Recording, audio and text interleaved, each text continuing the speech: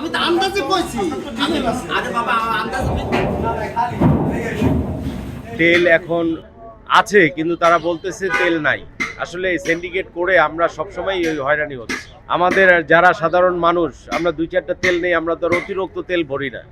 এখন বলতেছে অকটেন নাই, পেট্রোল নাই। তো এখন ওই ম্যাজিস্ট্রেট আসছে, ম্যাজিস্ট্রেট স্যারের ভিতরে ঢুকে দেখছে যে এখানে তেল আছে 400 লিটার উপরে, আর তারা বলতেছে যে তেল নাই। এটাতে হচ্ছে আমরা তাদের ট্রেড লাইসেন্স অসঙ্গতি পেয়েছি।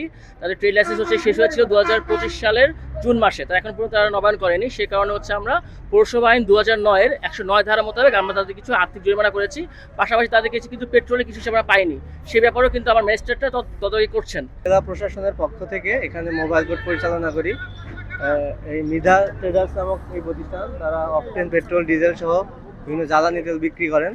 তো আমাদের মোবাইল কোর্টের টিমে আমাদের 3 জন বিজ্ঞ এক্সিকিউটিভ ম্যাজিস্ট্রেট ছিলেন।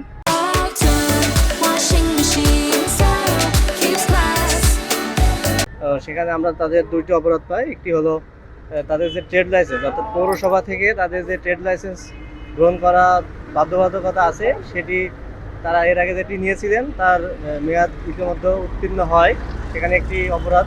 এবং আরেকটি হলো তিনি যে পণ্য বা সেবা যেগুলো তিনি বিক্রয় করছেন সেগুলোর যে প্রপার ডকুমেন্টেশন, অর্থাৎ কতটুকু তিনি ডিপো থেকে পাচ্ছেন, কতটুকু তেল তিনি বিক্রি করছেন, সেগুলোর যে মূল্য তালিকা বা তার যে বিক্রয়ের যে রসিদ, সেই বিষয়গুলো তিনি সংরক্ষণ করতে পারেননি এবং আমাদেরকে দেখাতে ব্যর্থ হয়।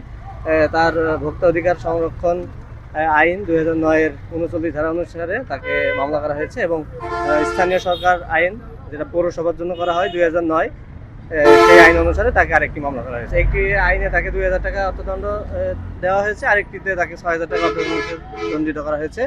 কারণ ভোক্তা অধিকার সংরক্ষণ আইনের তার এই অপরাধ এর আগেও আমরা পেয়েছিলাম, যেহেতু এটা আবার পুনরায় সংগঠিত হয়েছে, এজন্য তাকে অর্থদণ্ডের পরিমাণ দ্বিগুণ করা হয়েছে। অর্থাৎ এর আগে তাকে 3000 টাকা অর্থদণ্ড করা হয়েছিল, সেটি এখন 6000 টাকা করা হয়েছে।